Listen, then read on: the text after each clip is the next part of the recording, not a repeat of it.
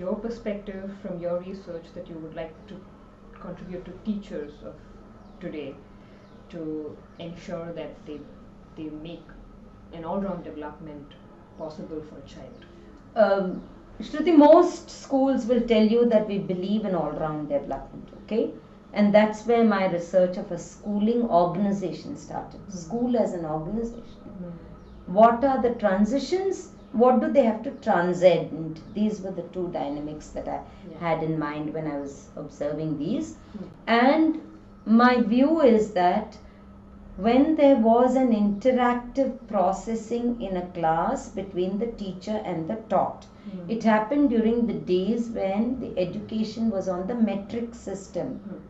It was a lot more liberal than the newfound system of school being a board directed aspect of learning, okay? So at that time you found teachers who became mentors for children. And therefore, when you have a mentor, your personality has a free space of interaction. That era has gone because the classroom has become stifled with academics. The classroom has become larger, and therefore the teacher who's been told that you have been employed to complete this syllabus, and the only thing that is marked against her performance is the test, marks, completion of syllabus, how many children did above average, etc., etc. She has cut off the idea that there are 30 personalities. On the other hand, she looks at them as one group. Okay? You cannot do that because, as the famous Erickson has told us, personality has a sequential development and it starts from birth, which means parents are responsible, and as much as that, wherever the child is interacting, and school being a 10-hour affair in a child's day, and give him 8 hours of sleep, and you've taken most of the day out of his, a day. So what is the sequence? The first I've already mentioned is trust. And Erickson says that if he doesn't get the trust, he's not going to live searching for trust. He thinks this is a place of mistrust. So it is not safe for us to leave a young child without trust, because the replacement is dangerous, because he looks at the world as a suspicious place. That's a sad commentary on any personality, right? Now what does he say is the next stage happens about 2 years, 2.5 years later, is autonomy. Autonomy starts when the child can move on his tummy, but is established as an individual demand when the child can walk, because he sees himself as a perspective as the adults he sees, which is what development is towards. And he sees that and he thinks, I can do it. And that autonomy is not just the walk, it's on the many things he can do himself, like even eating his food. Okay? Instead of that, we replace it, for want of time, by feeding the child. Or he's going to make a mess and then I've got to clean, so I might as well do it myself, etc., etc. If I let him spill, then half the food goes down. I have to find more food, is another reason. Now all these are all not valid if you really want autonomy. Because if you don't give the child autonomy, there's going to almost be a sense of shame, saying, look, I can't do what I think I can do. And therefore the self is belittled within the child. It's a huge thing I'm mentioning. His physical self can do some things what he thinks. His inside is going to say, no, your mother knows better, your father knows better, the teacher knows better, right? Whatever. He gets a homework that his brain says you're not ready to do autonomously, but the parent will hold his hand and complete it. Goes back, teacher says, very good, he knows in honesty, children are very honest, in honesty that he has not done it, so he thinks, I'm not capable, my mother only can do it for me. These are the ways we thwart authentic personality characteristics which are birthrights of human beings to be Absolutely. anchored within you. Okay? So we had trust, we talked of autonomy. The third comes initiative. Because when he can walk and he feels I'm autonomous, he takes the initiative to do things. So what does he do? He goes and he wants to take his own plate from the kitchen and lay the table or whatever it is. But we think, no, he'll break the plate. He wants to go out, and I found children who were permitted to take the initiative under cars, looking at the car machine, because there was an initiative to satisfy what? Curiosity. Right. And that's another birthright. So if that initiative is thwarted, he becomes a dependent one. He thinks initiative is not good. I have to succumb to do what somebody else tells me. Because when he doesn't have his initiative, naturalness is not given, he's not going to just leave it be. It's replaced with something else. The fourth one during school years is industry. Industry means working with your own capabilities.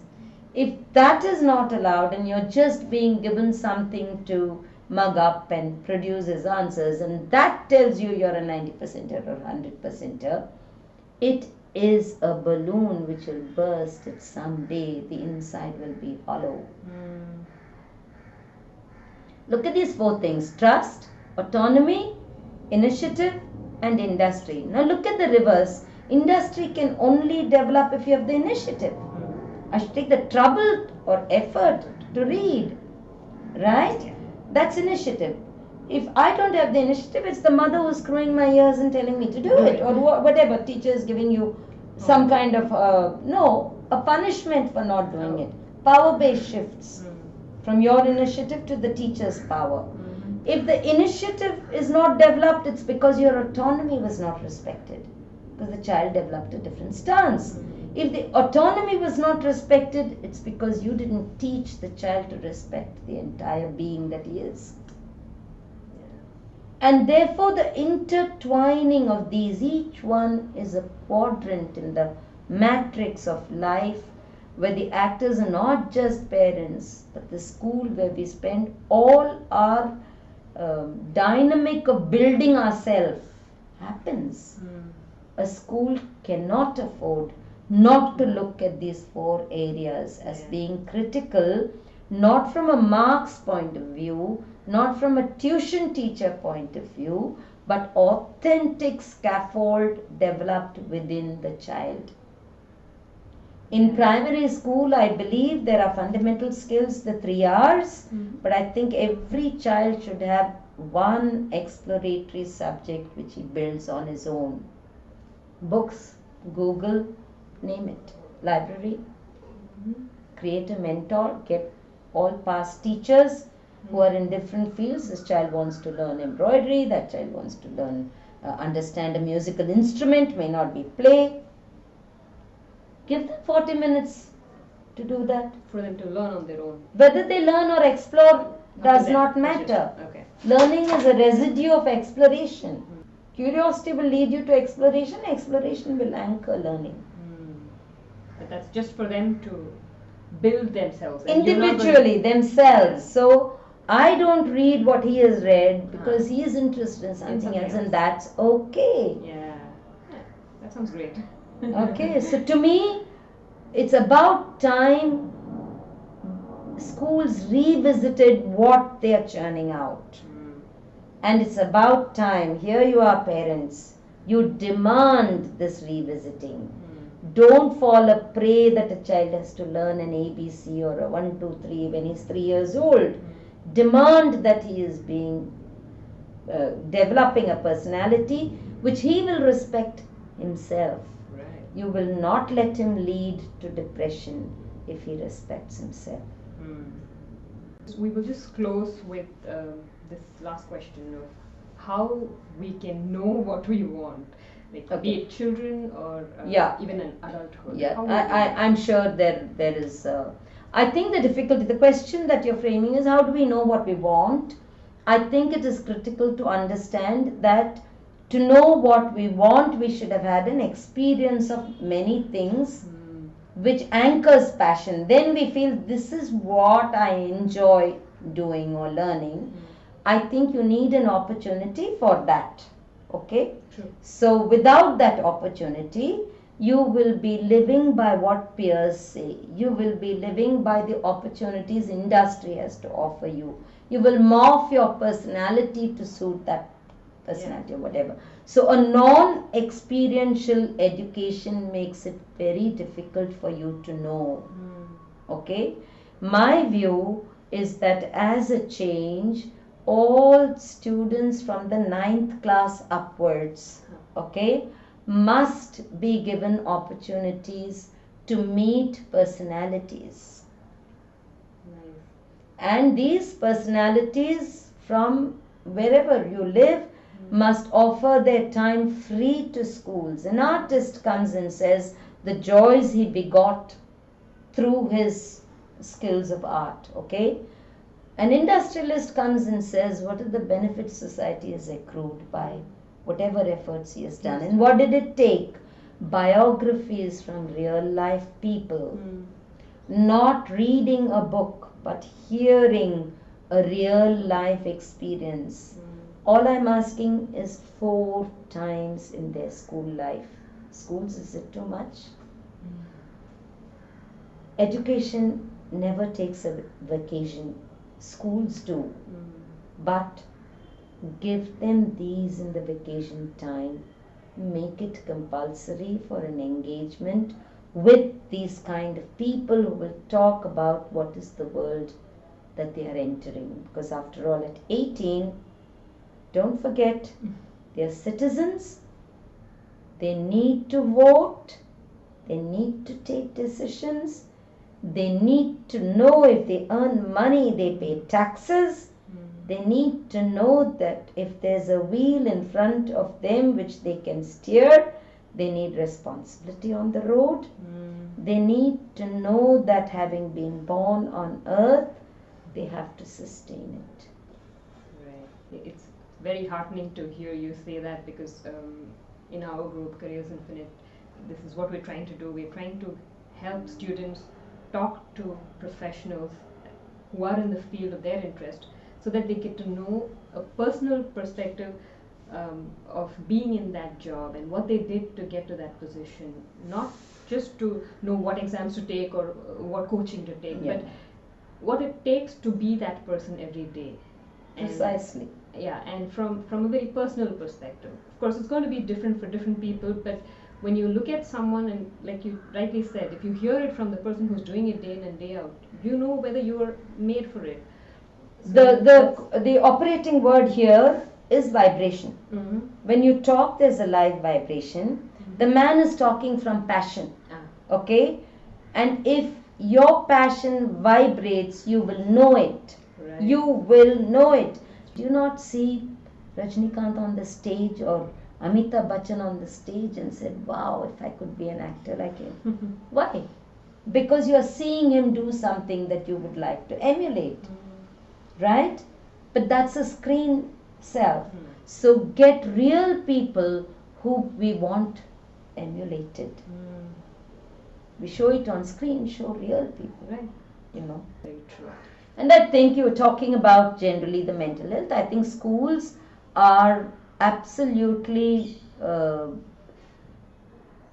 places where personalities not just develop, but also experience their own selves in true honesty, which means if I feel I'm not up to the mark of my peers, I suffer a sense of inferiority.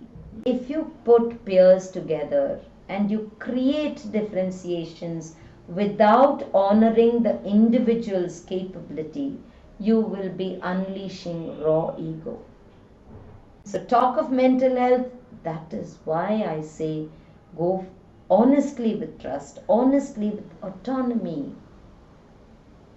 You will contain your ego to be your friend and not to be plowed like the aggression of animals.